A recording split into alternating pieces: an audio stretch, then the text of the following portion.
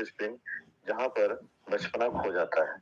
दोनों पार्ट पूरी तरीके से इस प्रकार से मिले जुले हैं कि अगर आपकी शिक्षा छूट गई और दूसरी तरफ आपका बचपन भी खो गया। यानी इस पार्ट में जो लेखिका एनी जुंग है, उन्होंने पूरी तरीके से क्रिटिसिज्म ऑफ सोशल लाइफ का जिक्र यहाँ पर दिखाया है कि किस प्रकार से जो बच्चे हैं उनका बचपना सिमट करके रह जाता है और वो जीवन यापन में लग जाते हैं। तो ये थी स्टोरी आपके इस लेसन की। अब मैं आपको इसकी जो समरी है वो अंग्रेजी में रखने की कोशिश करूंगा।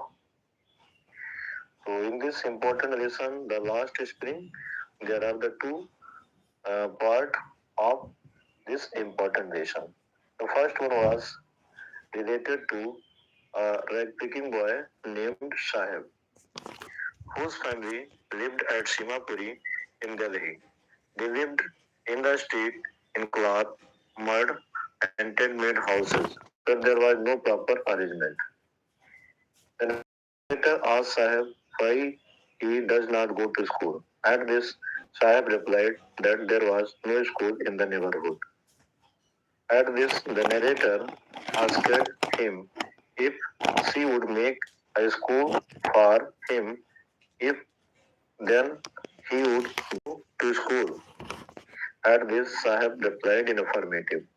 After a few days, Sahib ran to the narrator and asked if her school was ready. At this, the narrator was embarrassed as he knew that the school was too long. School was costed too long to prepare. And finally, she visited the places where the replicas were working. Replicating has both in meaning for adult and children. For children, it is wrapped in wonder and like a gold. And for the adult, it is a mean of survival. As far as the survival in Simapuri is concerned, there was only the rag picking. Children and the adult, all of them are in rag clothes because of the comic poverty in the society. Children were always barefooted. At one place, the narrator asked the boys why they did not wear the slippers. At this, one of them replied that their mother did not get them out of the shelves because of the losing them. Finally, one day, the narrator found Sahib working at a tea stall. Now, Sahib gets 500 rupees at a month, but does not hold his own ownership. And Sahib was downcast at this. And after all, the condition of the rag pickers in Simapuri was pathetic at that time. Sometimes they did not manage their daily bread.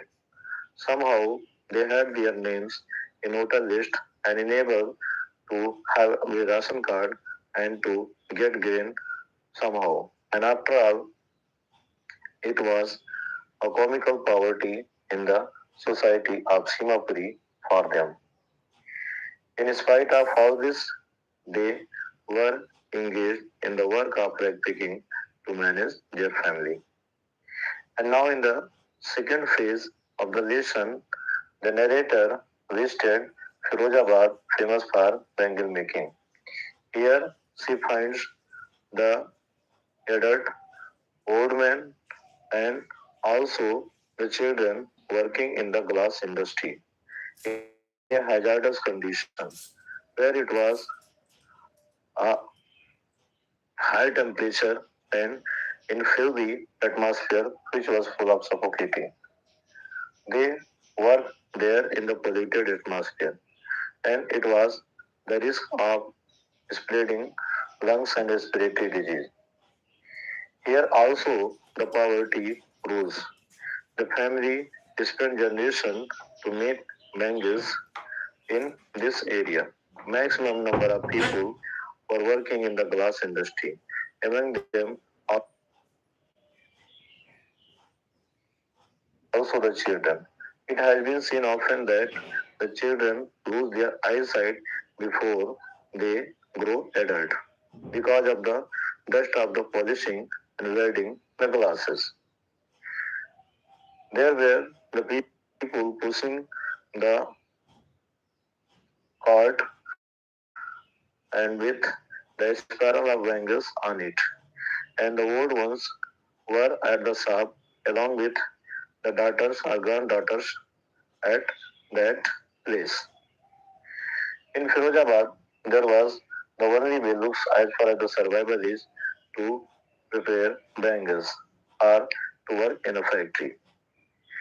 And the most important thing that they survived there but losing their eyesight. They lived a life of poverty. They were not able to make a new house and to teach their children in school. Rather, they somehow renovate their houses and to teach the children only the art of making bangles. Such was the condition. There was the family of Mukesh along with his brother and grandfather and his brother wife. And she was managing the family members' responsibility to cook and something. The houses were made half built or incomplete. They lived in a primitive stage coexisting with animals. Mukesh was different from other boys in the society of Firozabad because his dream was to be motor mechanic and to drive a car. So he was different from there. The narrator asked the workers why they did not organize in a group. Then they replied that there was no leader among them, and they were afraid of the police that if they organized themselves in a group, the police charged him a false case against them, and finally they were sent to jail. And there was no leader at all. The narrator found that there were the two important groups. At one hand, there were the poor people and the workers and the farmers, and on the other hand, there were the people of the middlemen, law keepers, bureaucrats, officers, and the ruling system along with the policemen. The people were afraid of them, and that's why they spent generations to work in a glass industry and their traditional business. And after all, they only lived in the comical poverty. They always cried for having no money and to manage their children to go to school. Such were the conditions of the Firozabad. So, hence we find that the poverty was the important thing in both sections. As far as the rag pickers are concerned, who were exploiters came from Bangladesh, and as far as the workers in the industry of glass industry in Firozabad, where they were in the common poverty. So now I conclude the lesson with this description. और जो बच्चे नए हैं इस channel को देख रहे हैं तो सब्सक्राइब करें, कमेंट करें और शेयर करें और धीरे धीरे प्रयास करें कि लेक्चर्स को समझें और जो कुछ कीवर्ड को प्रिपेयर करें। नेक्स्ट सेशन में हम आपको इससे संबंधित शॉर्ट आंसर टाइप क्वेश्चंस कराएंगे और साथ ही साथ महत्वपूर्ण बिंदुओं पर चर्चा करेंगे। Till then, enjoy each and every moment and try to learn a sentence or something like that, whatever you think.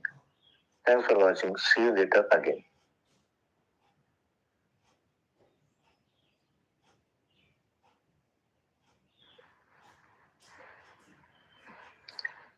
प्यारे बच्चों, अभी आपको बात मैं कर रहा था कि because of the poor network, the problem was created.